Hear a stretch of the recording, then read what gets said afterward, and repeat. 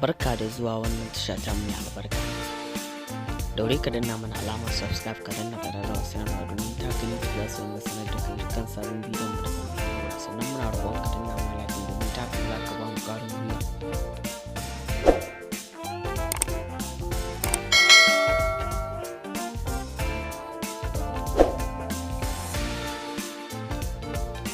Fara gasar zakarin nahiyar Turai ke da wuya. Har an fafata wasa 16 inda aka samu nasarar cin kwallaye ɗaya har guda 52 daga fara wannan duk ɗin wanda aka yi wasa ɗaya. Sai dai gasar zakarin nahiyar Turai ɗin ta zo da irin wani salo inda wasu daga cikin manyan ƙungiyoyi suka sha kashi. Kamar yadda ake gani, gasar zakarin nahiyar Turai ta bana za ta ba da matuƙar ƙayatarwa da nishaɗantarwa, ganin yadda daga fara wasan mako ɗaya an ci kwallaye guda 52. A wasannin farko da aka fafata a gasar zakarin nahiyar Turai ta bana, akwai wasanni da suka ja hankali sosai kamar irin su wasan Liverpool, inda ƙungiyar ƙwallon kafa ta Liverpool suka farje gumi da ƙungiyar ƙwallon kafa ta Napoli, inda ƙungiyar ƙwallon kafa ta Napoli ta ci 4-1, wanda ƙungiyar ƙwallon kafa ta Liverpool ta samu damar warware bal guda ɗaya.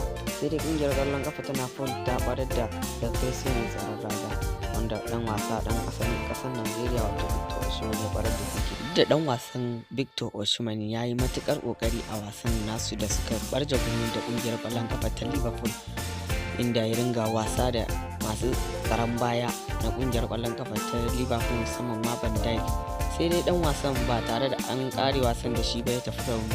Sai kuma wasan kungiyar ƙwallon kafa ta Atletico Madrid da FC Porto, inda wasan ya dau matukar kayatarwa a wasan domin an fafata sai da aka kusa tashi aka ci kwallaye bayan Atlantico ta fara jefa kwallo ta farko, inda a minti 90 ƙungiyar ƙwallon kafa ta Porto ta farke. Duk da dai an samu tsaye-tsaye da ɓata lokaci a cikin wasan, hakan ya jawo sanadiyar sai da aka ƙara minti 9 a cikin wasan. To sai da aka cika minti 9 nan an zo ƙarshe dan lokaci ma ya cika, kawuntar ƙarshe ƙungiyar ƙwallon kafan ta Atlantico ta zo ta samu bugun kusurwa, inda aka samu nasarar jefa kwallo ta biyu, wanda dan wasan ta Griezmann ya ci mata kwallo ta biyu ya sa ta a gaba. Aka tashi 2-1 a wannan wasa tsakanin Atletico Madrid da FC Porto. Sai wasan da kungiyar kwallon kafa ta Barcelona ta gabatar, wanda kungiyar kwallon kafan ta Barcelona ta nuna ta shirya, inda ta jajjage kungiyar kwallon kafa ta Villarreal da ci 5-1, wanda kungiyar kwallon kafa ta Barcelona tun farkon fara wasan ta mamaye wasan, wanda ta samu nasarar cinta 5-1. Sai dai dan wasan gaban kungiyar kwallon kafa ta Barcelona wato Robert Lewandowski ya samu nasarar zira kwallaye guda 3, wanda shine mutum na farko da ya fara zira kwallaye guda 3 a kakar zakarin nahiyar Turai.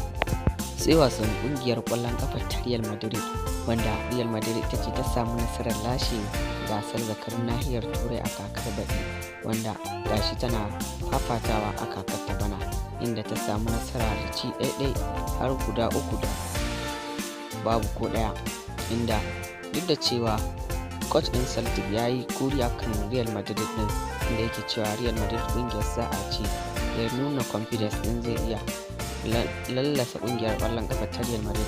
Sai dai 'yan Celtic ɗin ɗan ɗinsu sun yi matuƙar ƙoƙari kafin a juya hutu rabin lokaci. Bayan juyowa daga hutu rabin lokaci, ƙungiyar ƙwallon ƙafa ta Real Madrid ɗin ta fara musu wankan jego, inda ta zazzage su da ci 3-0. Sai dai ɗan wasa Karim Benzema ya samu rauni a cikin wannan wasa, inda ya tafi su mako 3. Ita kuwa ƙungiyar ƙwallon ƙafa ta Manchester City, ƙungiyar ƙwallon ƙafa ta Sevilla ta kama, inda ta ragargaje ta ci 4-0. Hakan ya janyo sanadiyar korar coach ɗin ƙungiyar ƙwallon ƙafa ta Sevilla. Muna godiya da kasancewa da kuke da mu a wannan tasha ta mai albarka.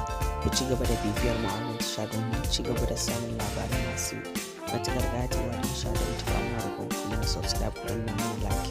Mun gode sosai da sosai.